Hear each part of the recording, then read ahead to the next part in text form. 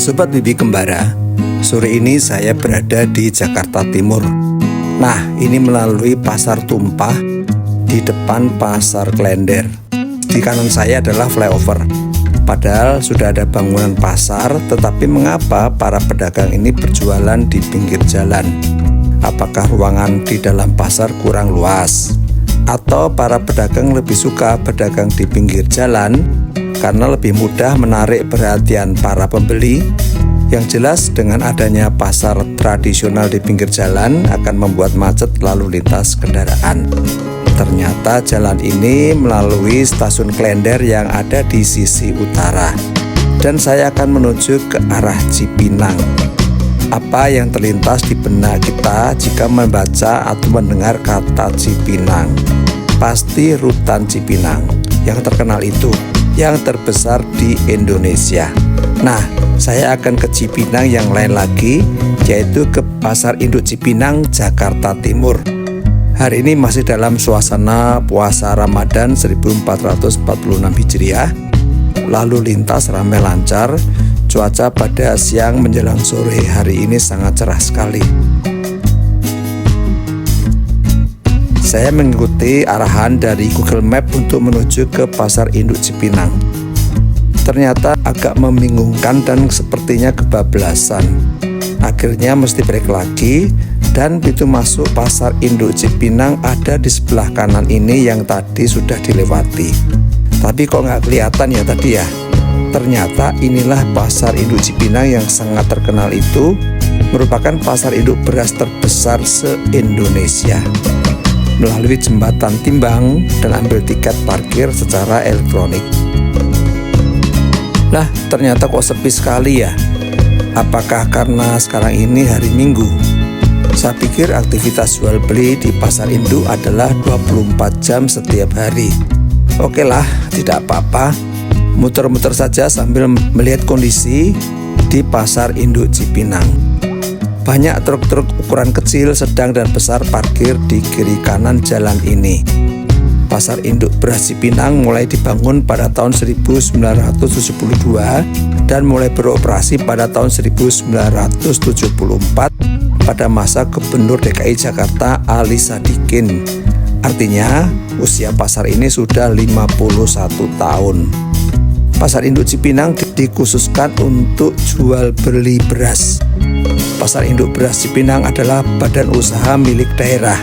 Tujuan didirikannya Pasar Induk Beras ini adalah untuk memperbaiki sistem pemasaran bahan makanan dan penyediaan sarana pemasaran yang efisien. Pasar Induk Beras Cipinang juga mengendalikan pengadaan dan penyaluran beras serta perkembangan harga.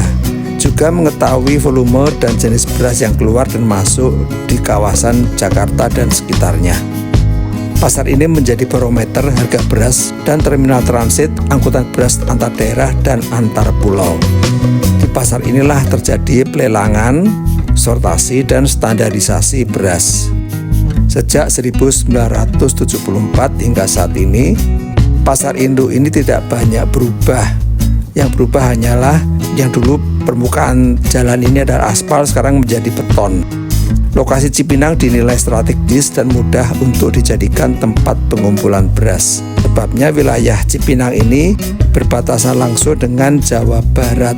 Beras yang diangkut truk besar akan mudah menjangkau Cipinang. Akses dari Cipinang menuju kota lainnya juga sangat mudah jalannya. Dari daerah asal, beras dikirim melalui jalan tol lingkar luar. Dari Pasar Induk Cipinang ini, beras juga didistribusikan ke berbagai toko di Jabodetabek, Sumatera, dan Kalimantan. Sebagian besar untuk pemasukan stok beras di Pasar Induk Cipinang berasal dari Provinsi Jawa Barat, sebab distribusi kosnya itu lebih murah. Namun jika di Jawa Barat saat panennya tidak banyak, mereka akan mengambil dari Provinsi Jawa Tengah dan Jawa Timur. Jika masih kurang, juga akan didapat dari Provinsi Lampung atau bahkan dari Sulawesi Selatan. Provinsi lain yang menjadi sumber pasokan Pasar Induk Beras Cipinang selain Jawa Barat adalah Provinsi Jawa Tengah dan Jawa Timur.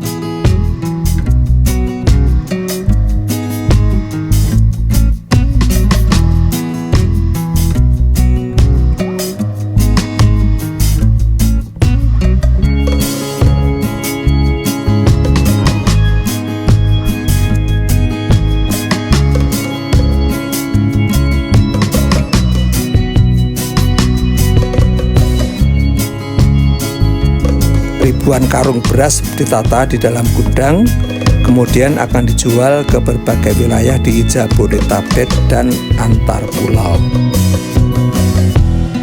Ternyata ada beberapa deret toko yang buka pada hari Minggu. Ayo kita lihat-lihat mendekat apa saja beras yang bagus dan harganya murah.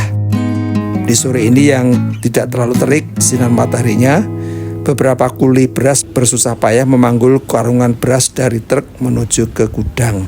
Masing-masing karung beras beratnya 50 kg. Masing-masing kuli memanggul 10 hingga 20 karung beras setiap hari.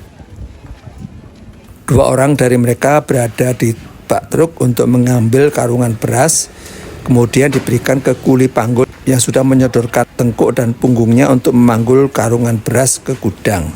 Perlahan tapi pasti mereka menahan beban 50 kg beras di pundaknya, berjalan menuju area dalam gudang untuk menata beras.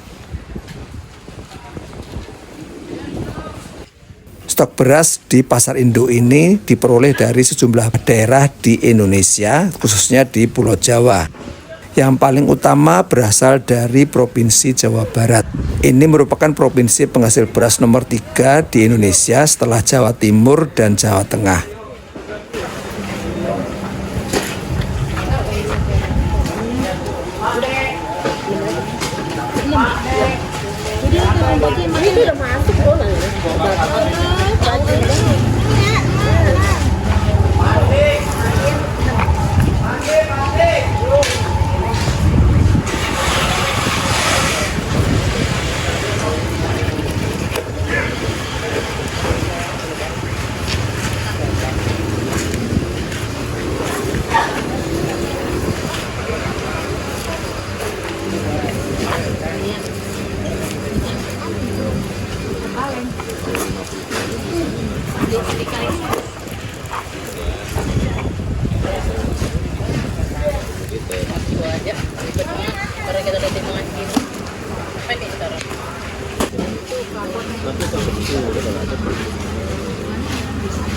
Oh, bisa lihat ya nih.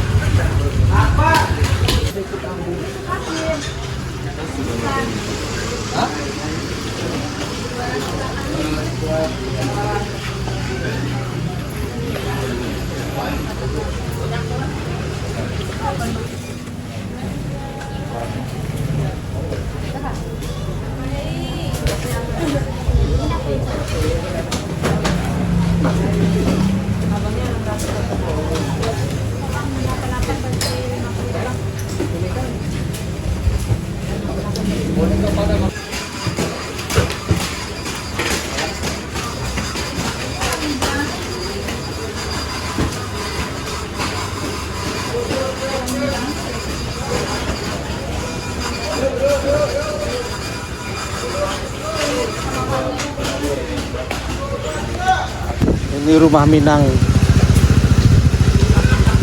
714.000 50 kg paling enak katanya.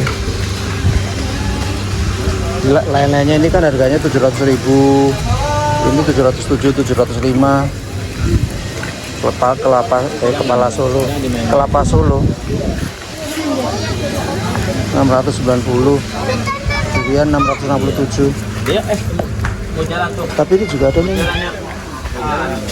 Ini PW polos 710, PW tanak 730. Kayaknya enak juga nih. PW tori.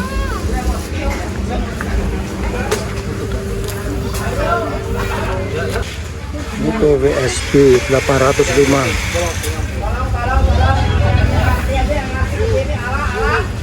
Dengarkan situ saya ada yang lempar ke kaget.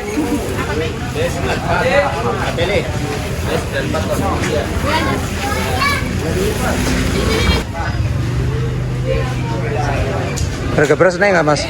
Iya, sedikit naik. Sedikit naik. Iya, berapa harganya?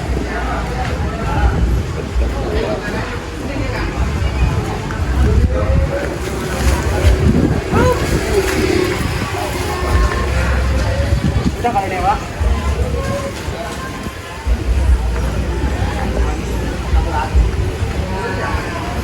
Nah, mengenai kualitas beras, di toko ini ada beberapa jenis beras serta harganya sangat bervariasi tergantung dari kualitasnya. Tentunya semakin mahal harganya, rasa beras tersebut akan semakin enak dan pulen. Kualitas beras ada beras perah, ada pulen dan ketan. Biasanya beras dari Jawa Barat datang pada pukul 4 atau 5 pagi. Karena jika nanti datang terlalu siang akan kehilangan pembeli. Sementara beras yang dikirim maksimal adalah pada pukul 6 sore. Sebab jika terlalu sore, toko yang dituju sudah banyak yang tutup. Nah, bagaimana nih teman-teman? Biasa beli beras di mana? Pasar atau supermarket? Beli beras ngecer di pasar ukurannya adalah per liter. Sedangkan jika beli beras di supermarket ukurannya adalah per 5 kg dan 20 kg. Lebih murah beli dengan satuan literan atau satuan kilogram. Kalau saya berdasarkan pengalaman lebih murah beli satuan kilogram. Bagaimana menurut teman-teman? Tulis tanggapan di kolom komentar ya.